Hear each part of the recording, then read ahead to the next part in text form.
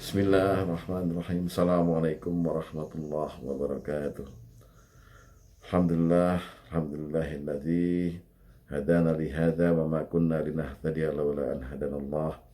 Asyhadu an la ilaha illallah wahdahu la syarika lah wa asyhadu anna Muhammadan abduhu wa rasuluhu la nabiyya ba'dah. Allahumma shalli wa sallim wa barik ala Muhammadin wa ala alihi wa sahbihi ajma'in. Para sha'imin sha'imat rahimakumullah. Alhamdulillah kita sampai pada hari yang ke-11. Insya Allah Allah berikan kita rahmatnya, maghfirahnya, dan aibka minan nar. Amin ya rabbal alamin. Suatu hari Rasulullah SAW pernah berkhutbah. Kemudian di tengah-tengah khutbah itu beliau mengucapkan kata-kata amin 3 kali. Amin, amin, amin. Yang artinya kurang lebih kabulkanlah permohonan ini ya Allah. Kira-kira begitu ya. Kita kan sering berdoa dan mengaminkan doa itu. Kemudian sahabat bertanya setelah Rasulullah selesai berkhutbah, apa gerangan? Ya, ada apa itu?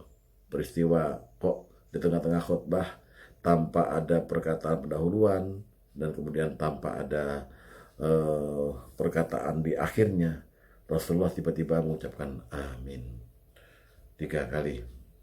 Beliau menjawab, atani Jibril. Jibril mendatangiku. Ya, ketika beliau khutbah itu. Ya, wa qala li, dan dia berkata padaku. Perkataannya 3 kalimat, dan setiap kalimat selalu Rasulullah akhiri dengan jawaban amin. Jadi kalimat itu berupa doa rupanya. Nah, doa Jibril yang pertama adalah Rohima anfu abdin au ba'udah. Ya, sungguh sangat kecewa dan merugi seorang hamba. Ya. Dakhala Ramadan, yang sempat masuk dan hidup di bulan Ramadan, falam yughfar lahu, tapi tidak ada ampunan baginya. Ya. Kemudian yang kedua, ya, Jibril berkata, Rohima anfu abdin au ba'udah. Sungguh sangat merugi dan kecewa seorang hamba.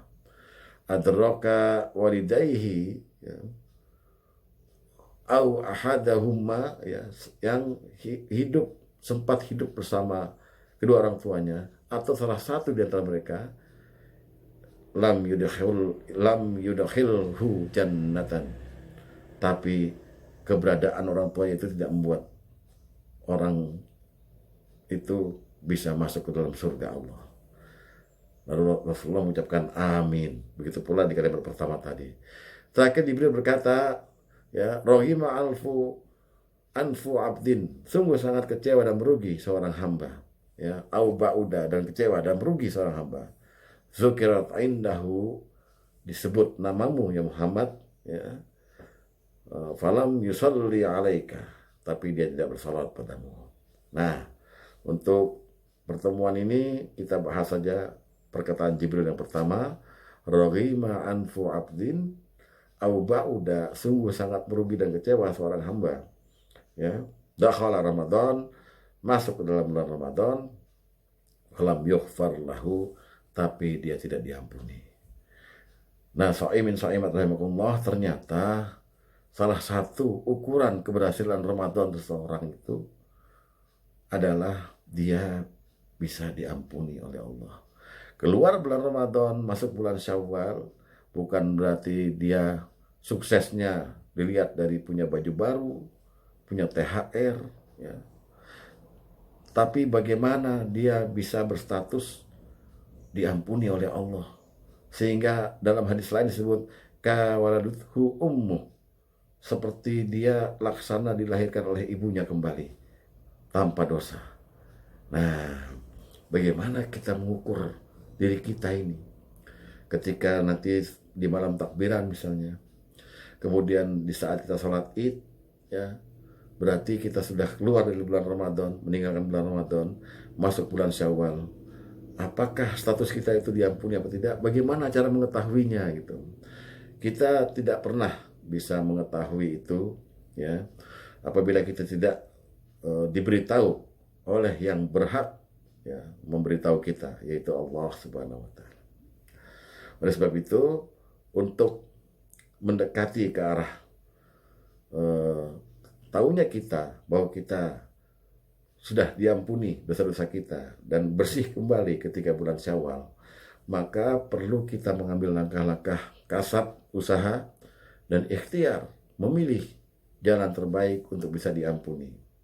Dalam bulan Ramadan ini, sesuai dengan kultum saya beberapa hari lalu mengenai zikir, ada Rasulullah menyuruh kita untuk banyak berzikir.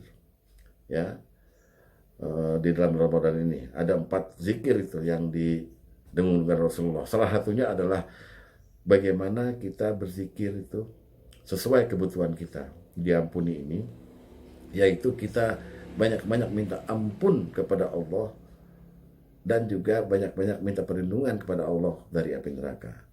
Maka banyak-banyaklah zikir di bulan Ramadan ini untuk meyakini diri kita diampuni dengan berkata astagfirullah, astagfirullah, astagfirullah, minimal astagfirullah, yang artinya kira-kira mohon ampuni aku ya Allah. Lebih baik lagi apabila astagfirullah itu kita kemudian menisbatkan, mengalamatkan juga Allah dengan ditambah sifat Allah Al-Azim. Jadi lafalnya bunyinya astagfirullahaladzim, astagfirullahaladzim. Jadi ini adalah doa, bukan sekadar ungkapan. Ya, sering ini dipakai sebagai ungkapan kaget atau ungkapan marah, astagfirullahaladzim. Nah, tapi kali ini lafal ini dipakai untuk mohon ampun. Nah, ucapkan ini setiap hari 100 kali sebagai tanda bukti bahwa kita ini memang betul-betul membutuhkan ampunan Allah, agar kita tidak menjadi makhluk yang merugi, ya, dan kecewa keluar dari Ramadan tapi tidak diampuni. Semoga kita semua bisa melaksanakannya. Wassalamualaikum warahmatullahi wabarakatuh.